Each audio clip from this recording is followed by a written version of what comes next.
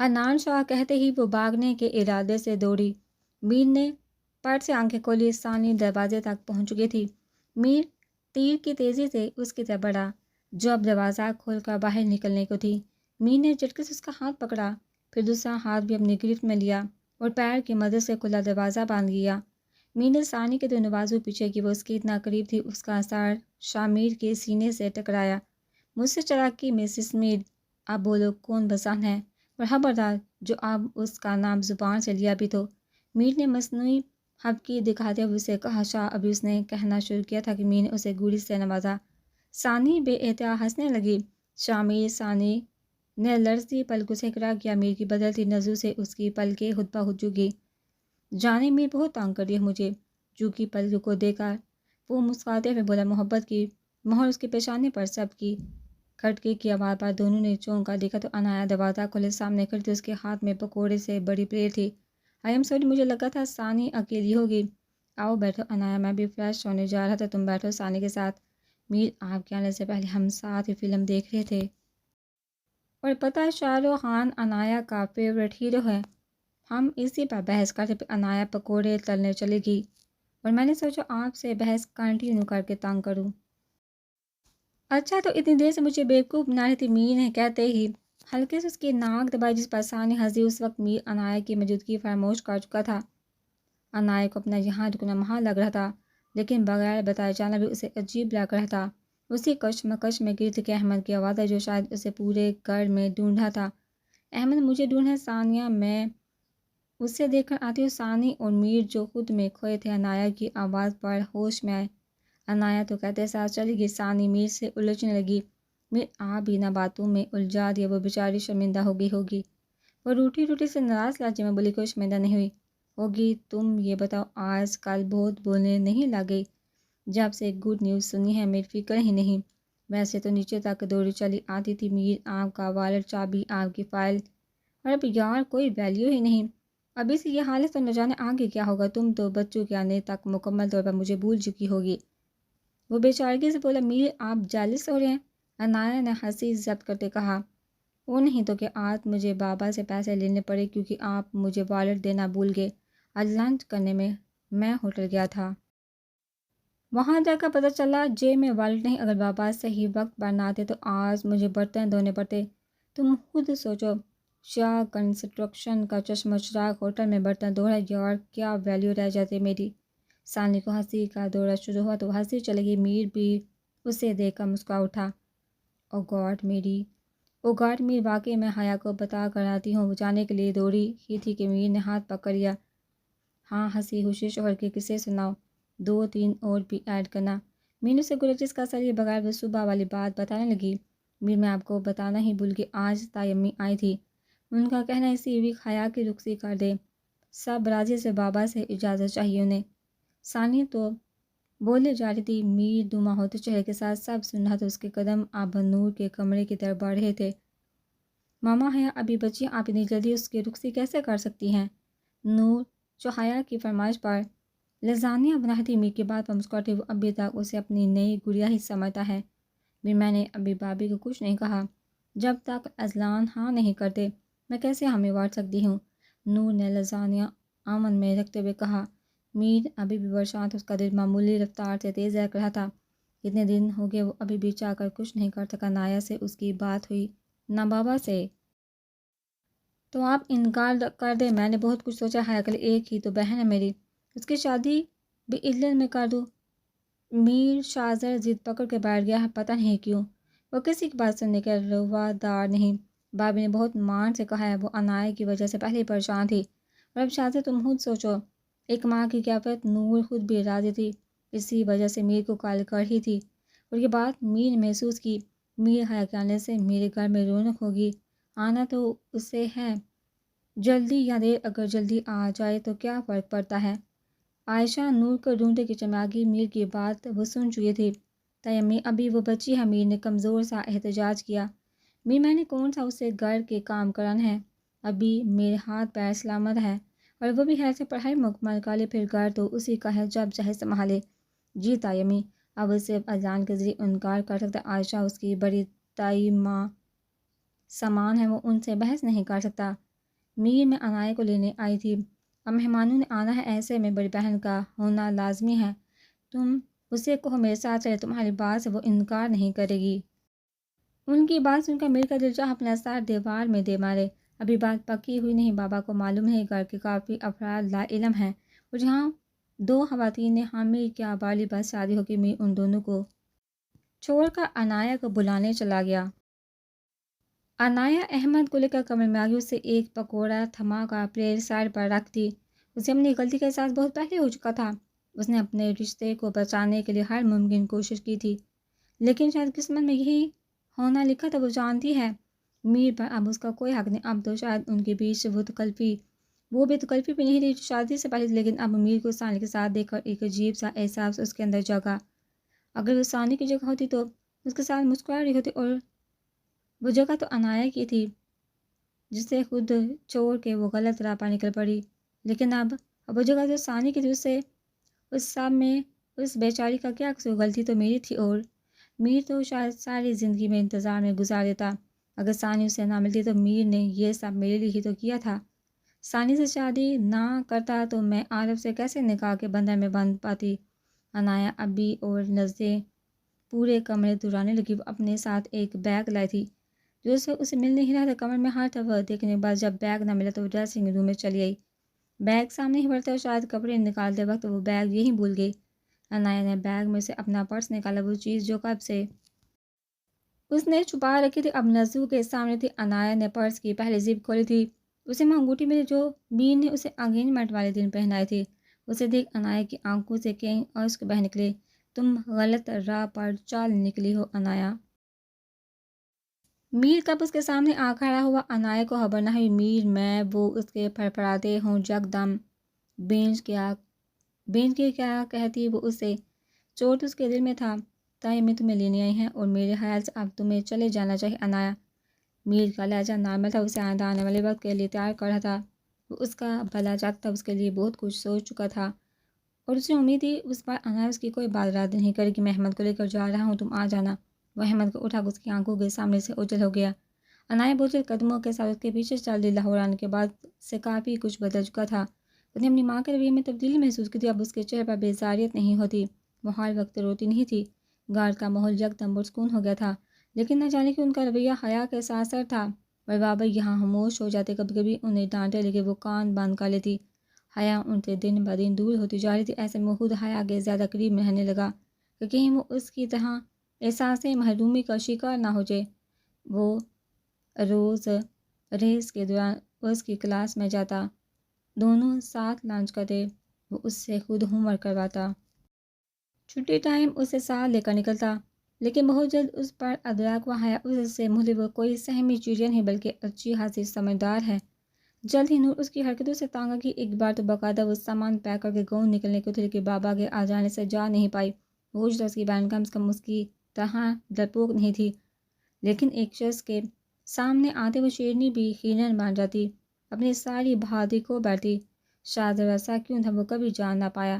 وہ 20 سال کا تھا جب نور نے اسے عنایہ کے بابت پوچھا، وہ تو ہمیشہ سے عنایہ کو پسند کرتا تھا، کسی اور لڑکی سے وہ اس طرح فرینک نہیں ہوا جتنا عنایہ سے تھا، وہ انجینئرنگ کالج میں تھا جہاں لڑکیاں نہ ہونے کے برابر تھی، عنایہ کے علاوہ کسی اور لڑکی کو نہ جان پایا ہے نہ سمجھ، یہی وجہ تھی کہ دن بدن بڑھتی بے تکلفی کی وجہ سے وہ اس کے اور قریب آ رہی تھی، اسے آج بھی وہ دن یاد ہے کتنا خوش تھا وہ اس دن خود کو ہواؤں میں اڑتا محسوس کرتا، اور عنایہ انہیں کیا کہ اس کے ساتھ پل بھر میں اسے توڑ دیا، قسم سے یار تم پہلی دلہن ہے جو اس طرح دولہے کے بیڈ روم میں چلی آئی، یقیناً کچھ رہ گیا ہوگا، بتاؤ کیا؟ اللہ نے آپ کا غلام ہر وقت آپ کی خدمت میں حاضر ہے، وہ کرتے کے بٹن بند کرتا بولا، خوشی اس کے انگ انگ سے جھلک رہی تھی۔ مجھے یہ شادی نہیں کرنی، وہ سرد لہجے میں گویا میر یکدم پیچھے مڑا، وہ بے یقینی سے عنایہ کو دیکھا جیسے اس کی دماغی حل پر شبہ ہو، پھر مسکراہٹ دانتوں تلے دبا کر اس کے قریب چلا آیا۔ یار ایسا جان لیوا مذاق مت کرو، کمزور دل کا مالک دل نہ بند ہو جائے، میں مذاق نہیں کر، یہ سچ ہے، میں کبھی بھی تم سے شادی نہیں کر سکتی، میں کسی عنایہ بڑا ہی آواز میں بولی، کیا بول رہی ہو، دماغ ٹھیک ہے تمہارا؟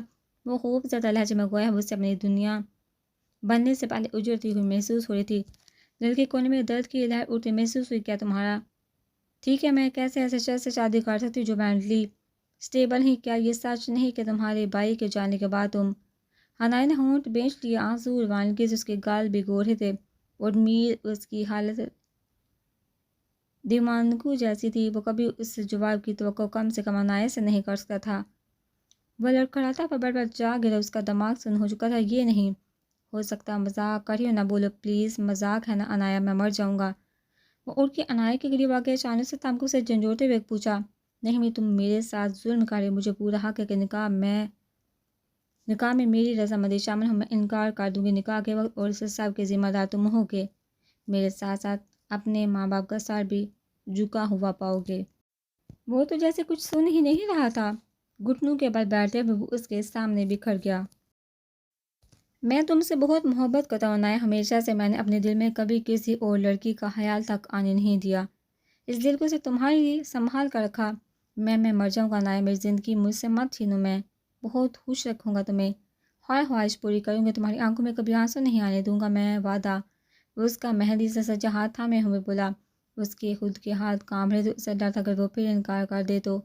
अनाया ने अपना हाथ उसकी गिर से आज़ाद किया, उसके साथ ही नीचे बैठ गई। क्या फ़ायदा, मोहब्बत मुझे तुमसे तब भी नहीं होगी मीर, मैं किसी और से मोहब्बत करती हूँ, जानती हूँ। मेरे लिए वो सब से लड़ गया, अपनी फैमिली तक से। प्लीज़ मीर, शादी से इनकार कर दो। मुझ पर एक एहसान कर दो। वो फूट फूट के रो पड़ी। मैंने उसके अलावा किसी के बारे में नहीं सोचा। तुम हमेशा मेरे बेस्ट फ्रेंड रहे हो, लेकिन जीवन साथी नहीं। तुम में और उसमें बहुत फ़र्क है। वो एक बहुत अच्छा इंसान है। छोटी उम्र में उसने अपनी फैमिली को सपोर्ट किया। वो छोटी छोटी खुशियों को सेलिब्रेट करने वाला इंसान है। उसके पास बाप की जायदाद नहीं। उसने अपनी मेहनत से अपनी बहनों की शादी करवाई। उनका बाप मन कर हर ख्वाहिश पूरी करने की कोशिश की है। अपनी जहानत की वजह से वो पूरी यूनी में मशहूर है। मुझ में क्या कमी है? क्या मैं ज़हीन नहीं, मेहनत नहीं करता? अगर तुम चाहती हो खुद कमाऊँ तो मुझे मंजूर है। मैं नहीं, तुम उस जैसे नहीं हो सकते। और सबसे बड़ी वजह, तुम मेंटली स्टेबल। माजी इंसान को जीने नहीं देता। हर बार बहुत से लड़ता आगे बढ़ा था, लेकिन किस्मत ने उसे हर बार वापस उसे मुकाम पर ला खड़ा किया। ये वो अनाया नहीं थी जिससे वो मोहब्बत करता था, जो उससे अपनी फरमाइशें मनवाती थी। ये तो कोई और ही अनाया है जिससे वो आज तक नावाकिफ था। अनाया, तुम ताई अम्मी और ताया अबू का सोचो, उन पर क्या गुजरेगी। वो जीते जी मर जाएंगे। नीचे सा मेहमान आ चुके हैं, क्या इज्जत रह जाएगी उनकी? तुम खुद सोचो। मैंने सोच कर तुम इनकार कर दो, मैं अभी इसी वक्त आरफ को बुलाऊंगी, वो निकाह करेगा मुझसे। वो तो गोया सा कुछ सोच कर बैठी थी। मीर को आज यकीन हो गया था वो कभी औरत को जान नहीं पाएगा। आज अनाया में उसे अपनी माँ की झलक नजर आ रही थी। उन्होंने भी खुद गर्जी में खुद को तबाह किया, साथ दूसरों के लिए भी उम्र भर का पछतावा छोड़ दिया। आज अनाया भी उसे मुकाम पर खड़ी थी। नहीं अनाया, मुझे अपने बड़ों की इज्जत जान से ज़्यादा अजीज़ है, मैं इनकार नहीं करूँगा। तुम्हें ये सब पहले तायबू को बताना चाहिए था। मीर अब समझ चुका था। वो उड़कर जाने लगा था कि अनाया के अगली बार ने उसके पैरों तले से ज़मीन खींच ली। बताया था मैंने मम्मी को, और जानते हो क्या किया उन्होंने? थप्पड़ मारकर मेरा मुंह बंद कर दिया। कहने लगी शादी अपनों में ही होगी, किसी अनजान घर में वो मर कर भी मुझे नहीं भेजेंगी। तो मेरी आखिरी उम्मीद हो, मेरा इनकार कर दो, वरना खुदा की कसम मेरा मरा हुआ मुंह देखोगे। शादी में मर कर भी तुमसे नहीं करूँगी। इससे अच्छा अपनी जान ले लो। वो चीख तो उसकी आवाज़ बुलंद थी। मील लड़खड़ाते कदमों से बामुश्किल बाहर पहुंचा। घर मेहमानों से बड़ा बड़ा था। उसे अमान मामू मिले जिनकी मदद से छुपते छुपाते वो बाहर पहुंचा। घर में जब वो होगा ही नहीं तो खुद ही अनाया का निकाह आरफ से पढ़ा देंगे। इसमें हिम्मत नहीं थी कि वो बाप समान ताया को मना करता। स्पीड से उसे ऊपर थी। वो माउफ सहन के साथ कार ड्राइव कर रहा था। ना उसे रास्तों का होश, ना आती जाती गाड़ियों का। वो तो अपना आशाना टूटने का मातम कर रहा था। अनाया, क्यों किया मेरे साथ ऐसा? मैं पागल तब ख्याल नहीं है जब अपने कामों के लिए मुझे दौड़ाती थी। तब नहीं है जब एग्जाम्स में देर तक रात मुझसे फिजिक्स पढ़ती रही। तब ख्याल ना आया जब इस पागल के साथ जिद करके गाँव रवाना हुई। तब नहीं है जब इस पागल के साथ माज में घूमती रही। आज तुम्हें ख्याल आ रहा है मैं पागल हूँ? झूठ बोलती हो तुम, धोखेबाज हो, मेरी माँ की तरह खुद गर्ज हो तुम। मीर ने जोर से अपना हाथ स्टीयरिंग पर मारा। धुंधली होती आंखों से उसने सामने का मंदिर देखा तो एक झटके से कार रोकती। एक बूढ़ी और किसी के साथ रास्ता पार कर रही थी कि एक कार उन्हें जोरदार टक्कर से उड़ा ले गई। उस औरत के साथ जो कोई भी थी वो वहीं अपनी जगह साकन हो गई। उसके वजूद ने गोया ना हरकत करने की कसम खाई थी। मीर फौरन कार का दरवाज़ा खोलकर बाहर निकला। लोग जमा थे, लेकिन किसी में इंसानियत नहीं थी कि उन्हें हस्पताल ले जाए। हटिए, आप लोगों को सिर्फ तमाशा देखना आता है, किसी की मदद करने से जान जाती है। काय लोग। मीर हजूम चीता बड़बड़ाता हुआ उस औरत के पास जा पहुंचा। फिर लोगों की मदद से उसे कार में बिठाया। वो भी ड्राइविंग सीट पर बैठा था कि उसे उस दूसरी औरत का ख्याल आया जो उसके साथ ही। मीर कार से निकला तो एक औरत उसे ज़मीन पर बैठी नजर आई। उसकी नज़रें खून पर जमी थी जो उस खातून का था। सुनिए, हमें जल्दी हस्पताल जाना होगा, वो ठीक हो जाएंगी। मीर के पास नहीं चाह रहा था कि वो उसका हाथ पकड़ के ले जाए। उस लड़की से ज़्यादा उस खातून के लिए परेशान थी। खून में लथपथ उस औरत को देखा वो अपनी परेशानी भूला बैठा था। उसे डर था एक मिनट के ताहिर उस औरत की जान ना ले। आप सच कह रहे हैं, मेरी नानी ठीक हो जाएगी। मीर ने उसकी कैफियत बांधते हुए हाथ पकड़ के उसे कार में बिठाया। कुछ देर बाद कार हवा से बातें कर रही थी। सानिया कौन है? वो औरत सानिया से मिलना चाहती है। अनाया अबाई में मलबूस वो लड़की बिजली की तेज़ी से ऑपरेशन थिएटर में दाखिल हुआ। खातून अपनी आखिरी सांस ले रही थी। डॉक्टर्स ने बहुत कोशिश की लेकिन वो नाकाम रहे। खून बहुत बह चुका था और उन्हें यहाँ लाते काफ़ी देर हो गई थी। अब उनका बचना डॉक्टर्स के मुताबिक नामुमकिन था। मीर भी उस लड़की के पीछे दौड़ा। नानी, आप मुझे छोड़ के नहीं जा सकती नानी। मीर ने सफ़ेद कपड़ा जूड़ू से बड़े चेहरे पर डाल दिया। वो लड़की खतून के सीने पर सर रखे रो रही थी। उसे झंझोड़ कर उठाने की कोशिश कर रही थी, लेकिन वो तो अपने हाल की हकीकत से जा मिली। मीर ने उस औरत को दफनाने का इंतजाम किया। उसी दौरान अजलान और फैजान की मुसलसल कॉल्स आती रही। वो लड़की कब्रिस्तान के बाहर मीर की गाड़ी में बैठी थी जब उसे अमान मामू का मैसेज मसूल हुआ। कहाँ होनी? यहाँ निकाह हो आगे है, तुम्हारे इंतज़ार है, जल्दी पहुँचो। मीर मैसेज पर हैरान रह गया। वो तो समझ रहा था अब तक अनायारफ का निकाह हो चुका होगा। तुम कहाँ जाओगी अब? मीर ने कार में बैठे उस लड़की से सवाल किया जो नकाब से चेहरे को छुपाए हुए थी। गीली पलके गवाती आंसू पल भर को ना थमे थे। पता नहीं सन्ना माकू को उंगलियों से मल्ला माँ बाप कहाँ मर गए। मीर चौंका। उस लड़की का लहजा अजीब था। और कोई रिश्तेदार कोई नहीं? निकाह करोगे मुझसे? मैं तुम्हें तोहफ़्ज़ दूंगा। पहली बार मीर ने उस लड़की की आंखें देखी जो हर पल झुकी रही थी। तोहफ़्ज़? उसकी आंखों में जो चमक नजर आई वो मीर की नज़रों से पोशीदा न रह सकी। निकाह करके उसे अपने साथ लिया। कार रोकते ही चौकीदार हामदा उस तक आया, लेकिन कार में मौजूद लड़की को देख वो पीछे हट गया। चटाहता भर की आवाज़ पूरे लाउंज में गूंजी। मेहमान साहब खामोशी से उस मंजर को देख रहे थे। उसे आबाई में मलबूस लड़की मीर के पीछे छुपी थर थर कांप रही थी। मीर चेहरे पर हाथ के खड़ा था जहाँ भी अजलान का हाथ उसके गाल को छुआ था। शर्म आ रही मुझे तुम्हें अपना बेटा कहते हुए? एक लड़की तुम्हारे इंतजार में दुल्हन बनी बैठी है, तुम दरले से आकर कह रहे हो मैं निकाह कर चुका हूँ।